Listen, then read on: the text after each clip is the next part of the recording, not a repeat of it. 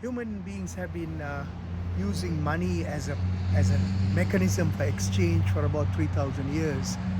But I guess over the years, our competitive nature came into play, and money has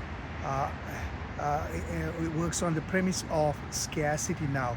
So in the 1700s, when Adam Smith came up with his ideas about economy, the scarcity notion came to play because it was about supply and demand.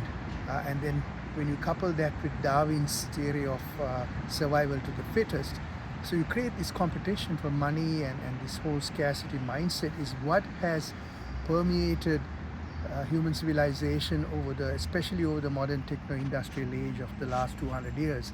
So this scarcity notion sends us to the left part of the brain to be competitive, to be fighting for our space, to accumulate, because we feel that because money has become the single form of exchange that is supposed to give us some security for the future, it has created a process where we are now totally stressed out about money because of the whole scarcity notion of it. However, when we can work ourselves out of it now, for instance, I've been self-employed all my life virtually, and I've had ups and downs with money.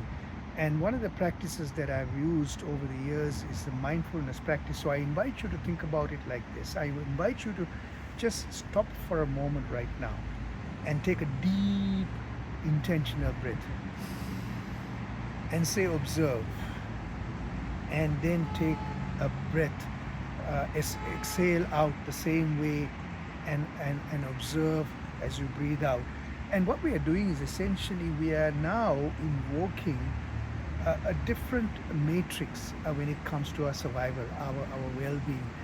When we take a deep breath, what we are doing is we are now breathing in this air from this earth that is surrounding us here, and there's an abundance of it, as we know, at least for now, as long as there are trees there, as long as the earth is not poisoned, we have this air that we can breathe. So let's feel that abundance and feel some gratitude towards that first of all, and get to a place of not scarcity but sufficiency. So when we get to a place of sufficiency, we switch our mind from being afraid or being stressed out about the lack of money. Rather, we appreciate and we give gratitude to the bounty that we already have, and money becomes then another part of our survival mechanism, our well-being, our ability to live on this earth. So if we can put that into perspective, then we can get into the other side where we bring the mind and the brain